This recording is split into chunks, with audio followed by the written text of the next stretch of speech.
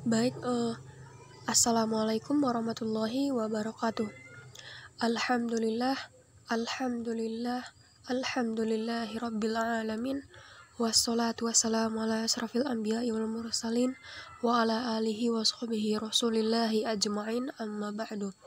Pertama-tama dan yang paling utama, puji syukur kita ucapkan kepada Allah Subhanahu wa taala, di mana Allah masih memberikan kita nikmat keimanan, nikmat kesehatan, nikmat kesempatan, sehingga kita masih dapat merasakan nikmat-nikmat kehidupan seperti yang kita rasakan pada saat ini.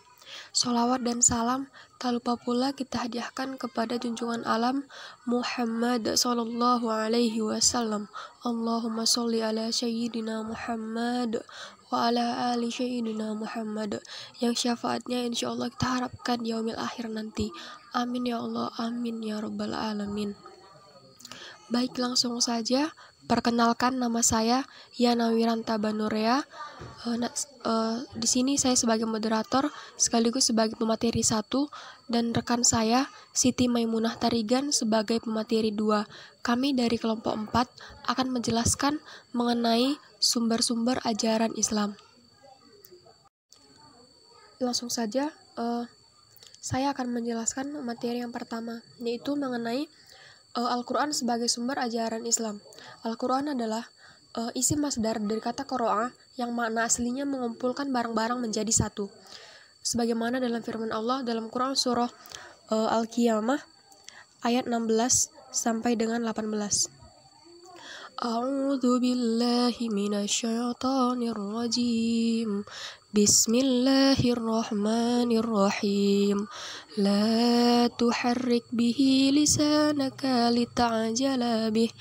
Inna 'alaina jam'ahu wa qur'anah. Wa idza qara'nahu fattabi' qur'anah. Shadaqallahul azim. Yang artinya, janganlah kamu gerakkan lidahmu untuk membaca Al-Quran karena hendak cepat-cepat ingin menguasainya.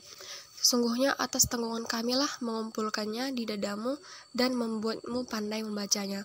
Apabila kami telah selesai membacakannya, maka itulah bacaan itu. Nah, yang kedua, turunnya Al-Quran.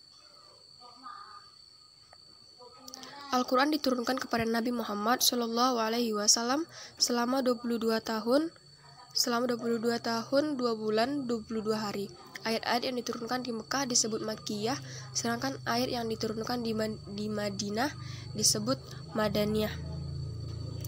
3. Kandungan Al-Quran.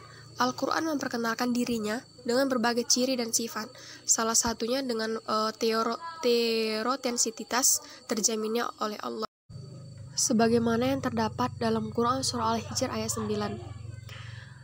A'udzu billahi minasyaitonir rajim. Bismillahirrahmanirrahim. Inna nahnu nazzalna dzikra wa inna lahu lahafizun.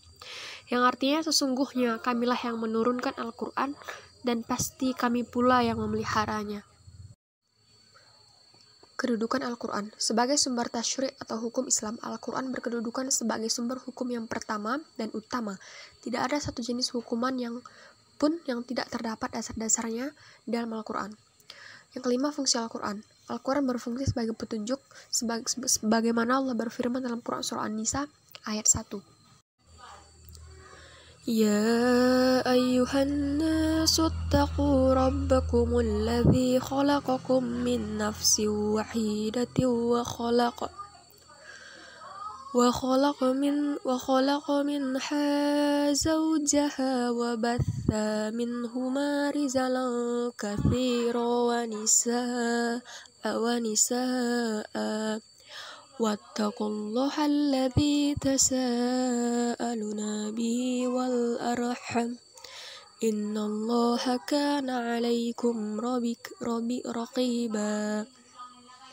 Yang artinya, wahai manusia, bertakwalah kepada Tuhanmu yang telah menciptakan kamu dari diri yang satu atau Adam, dan Allah menciptakan pasangannya Hawa dan dirinya, dan dari keduanya Allah memperkembangbiakkan laki-laki dan perempuan yang banyak. Maka bertakwalah kepada Allah yang dengan namanya kamu saling meminta dan peliharalah hubungan kekeluargaan. Sesungguhnya Allah selalu menjaga dan mengawasimu. Materi yang kedua yaitu hadis atau sunnah sebagai sumber ajaran Islam. Secara etimologi, hadis adalah kata benda atau isim dari kata al-tahdis yang berarti pembicaraan. Secara etimologi, pengertian hadis menjadi perdebatan antara pendapat ahli hadis dengan ahli dengan ahli usul. Kedua, kedudukan hadis atau sunnah. Sebagai sumber hukum kedua, hadis atau sunnah memiliki peranan penting setelah Al-Quran. Hadis atau sunnah sebagai penjelas ayat-ayat Al-Quran yang kurang jelas atau penentuan beberapa hukum yang tidak terdapat dalam Al-Quran. Sebagaimana Allah berfirman dalam Quran surah Al-A'raf ayat 158 yang artinya, "Wahai manusia, sesungguhnya aku ini utusan Allah bagi kamu semua yang memiliki kerajaan langit dan bumi.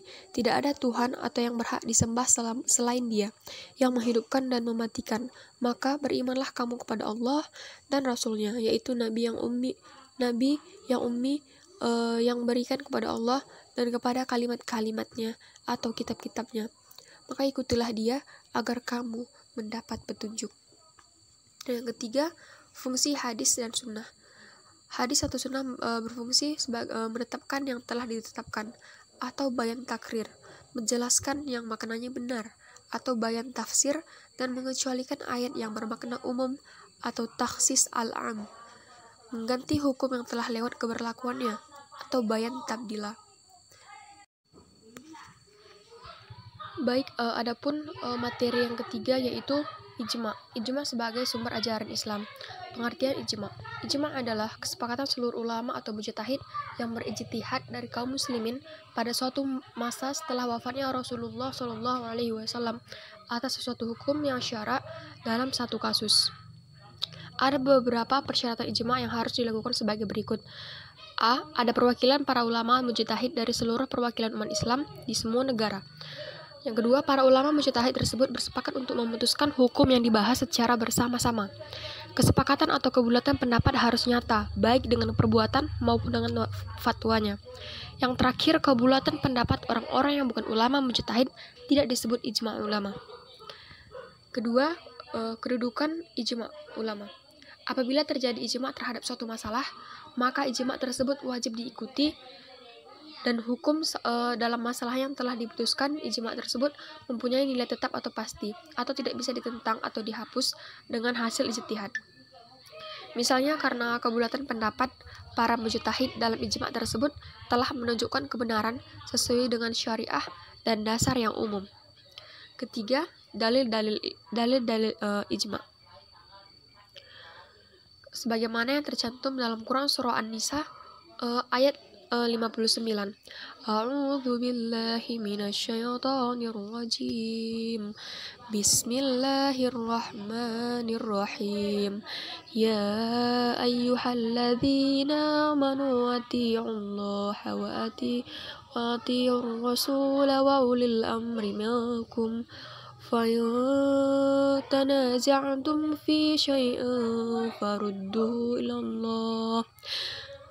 إِلَى اللَّهِ وَالرَّسُولِ إِن كُنتُمْ تُؤْمِنُونَ بِاللَّهِ وَالْيَوْمِ الْآخِرِ ذَلِكَ خَيْرٌ وَأَحْسَنُ تَأْوِيلًا. Yang artinya, wahai orang-orang yang beriman, taatilah Allah dan taatilah Rasul dan ulil amri, pemegang kekuasaan di antara kamu. Kemudian, jika kamu berbeda pendapat tentang sesuatu, maka kembalikanlah kepada Allah atau Al-Quran dan Rasul atau sunnahnya. Jika kamu beriman kepada Allah dan hari kemudian, yang demikian itu lebih utama bagimu dan lebih baik akibatnya.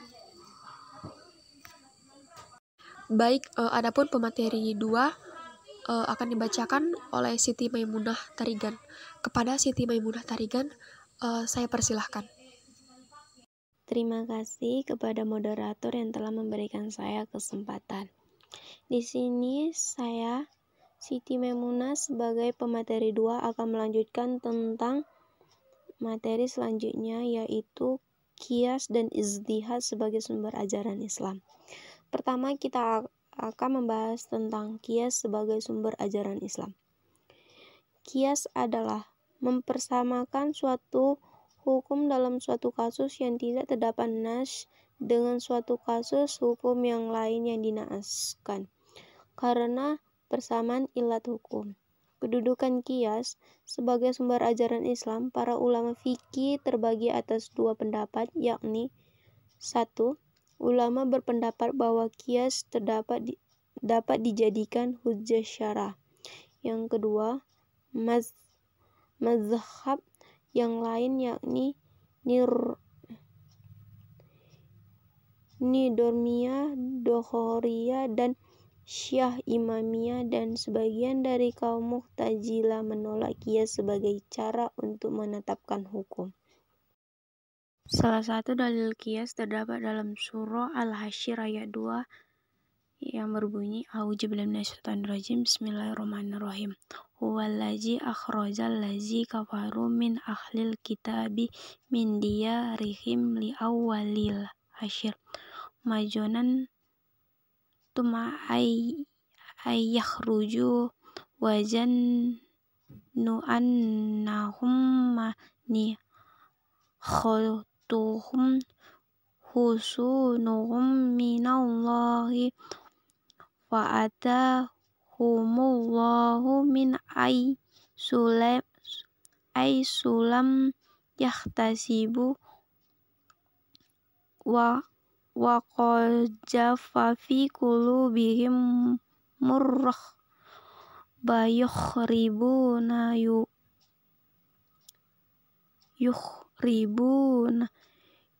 buyutahum bi aidihim wa aidil mu'minina faktabiru ya ulil absar, yang artinya dialah yang mengeluarkan orang-orang kafir di antara ahli kitab dari kampung halamannya pada saat pengusiran yang pertama.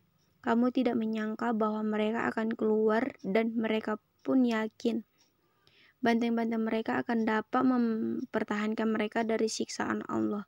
Maka Allah mendatangkan siksaan mereka kepada mereka dari arah yang tidak mereka sangka-sangka.